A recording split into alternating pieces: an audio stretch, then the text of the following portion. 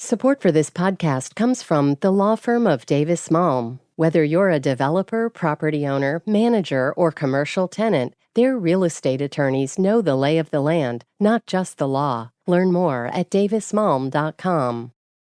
WBUR Podcasts, Boston.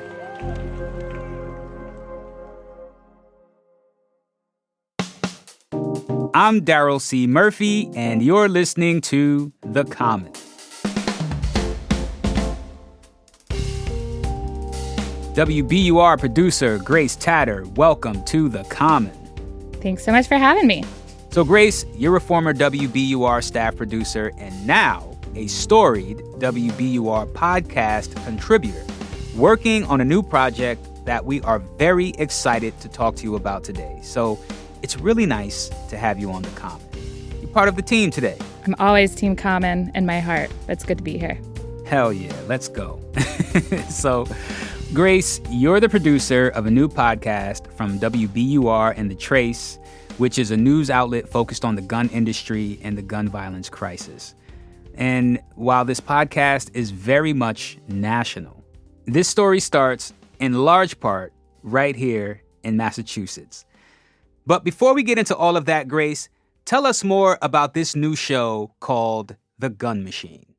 Yeah, so the podcast team started thinking about this actually a while back because gun violence is such an urgent problem. More than 100 Americans on average die every day by a gun, even more are wounded. All of those people have people who love them. So this truly is an epidemic.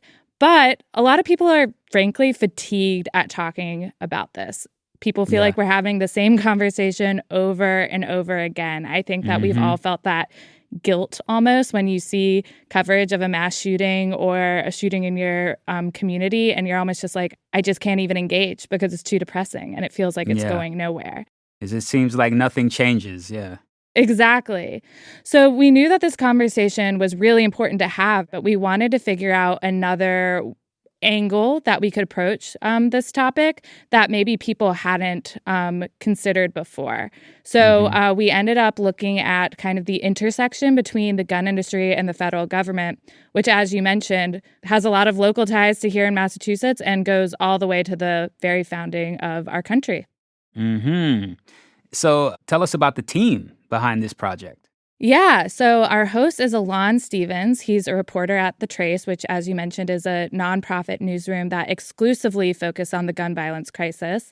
Alon's beat, more specifically, has been emerging gun technology and the ATF, which is the federal law enforcement agency charged with enforcing our nation's gun laws. But he's also a military veteran, he's former law enforcement, and he's a gun owner. After going to a lot of gun shows with him, I can even say that he's a gun enthusiast. And that perspective was actually really helpful in reporting this, and I think surprising to a lot of the people we talk to. I think people have a very specific idea of public radio's relationships with guns, but Alon really and truly knows his firearms. Right. It sounds like he's an expert on the topic. Now, I understand this series has 8 episodes. So, Grace, take us through them. Where do we start? Yeah, so as I mentioned, we start really at the very beginning. I mean, our first episode goes all the way back to the Revolutionary War. The American colonists were actually really ill-equipped because there wasn't a way to mass-produce guns at any sort of high quality. There was high gun ownership among white American colonists, but they were really used mostly for hunting.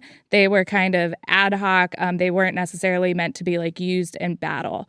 So to understand this history, we actually talked to Brian DeLay, who's a historian at Berkeley, who was enormously helpful to us during this project on the history of the gun industry. And Alon asked him a little bit about how our founding fathers identified this need for better guns.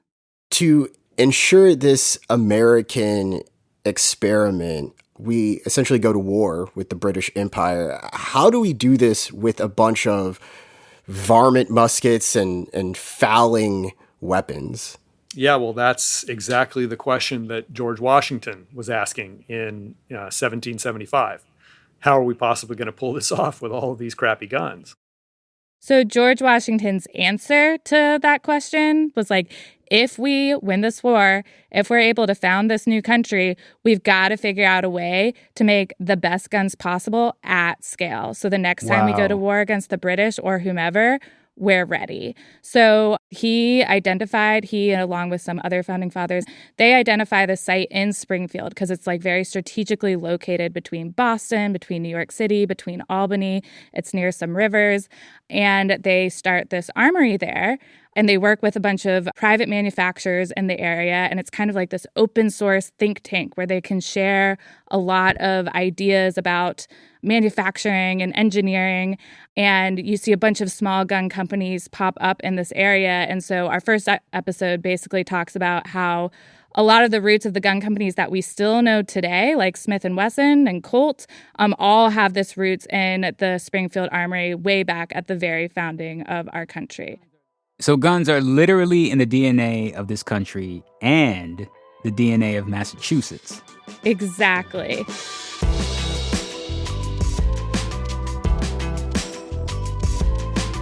We're going to take a break, but we'll be right back.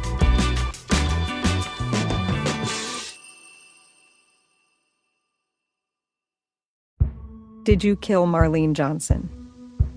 I think you're one of the first people to have actually asked. From WBUR and ZSP Media, this is Beyond All Repair, a new podcast about an unsolved murder that will leave you questioning everything. Somebody should be in jail for murdering my sister. A woman who's never been believed. As long as they think I have done this, then they're not looking for who actually did this. And that's what makes it a cold case. No, it's a botched case. And a search for the truth, once and for all. Wow, it just gets more interesting. Beyond All Repair. Listen and follow wherever you get your podcasts. Be careful. You're digging in a place that's been very peaceful for a while. Do it anyway. Dig.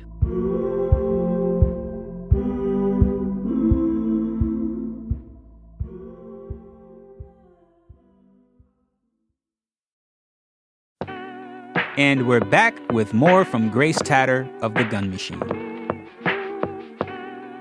So we know that you cover the history and then you bring it up to today, which must mean you covered the current gun violence crisis. Can you talk to us about that? Yeah, the gun violence crisis was super present in our reporting. Nearly everyone we talked to, which is just the reality of living in this country today, did have direct experience with it. But perhaps the most illustrative of this was we spent the day with Damian Johnson, who works for ROCA, which is a community violence prevention program with an outpost in Springfield. They actually started in Chelsea, Massachusetts, and now work across the country. But Damian's job is to work with young people in Springfield. He calls them YPs, and he works with them every day to give them the skills and resources they need to help them avoid gun violence. And when we were going around and talking to these young people, we really realized how present guns were in their everyday life, even living in Massachusetts, which does have some of the strictest gun regulations in the country. So this is one of the YPs talking to executive producer Ben Brock Johnson. We didn't name young people we talked to protect their safety. Don't like to come outside. Can't say I can't come outside because I can come outside. I just don't like to come outside. At all? Nah. Springfield is a bad place, man. No bueno. It's no bueno. Grace, that makes me wonder about this concept of fear. I am wondering if you dug into that at all. You know, fear as a motivator and folks being afraid of an actual threat. You know, did you get into any of that as you were reporting on this project? Totally. And one thing that's complicated is a lot of times the gun industry has been able to capitalize on this fear that already existed because of these really foundational problems in our nation's history, because of the history of enslavement, because of this history of war against Native populations.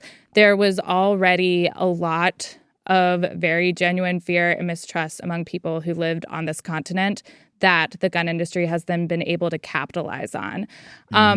And even today, there's a lot of really valid reasons that people might mistrust their neighbors. Our history with racism is just undeniable.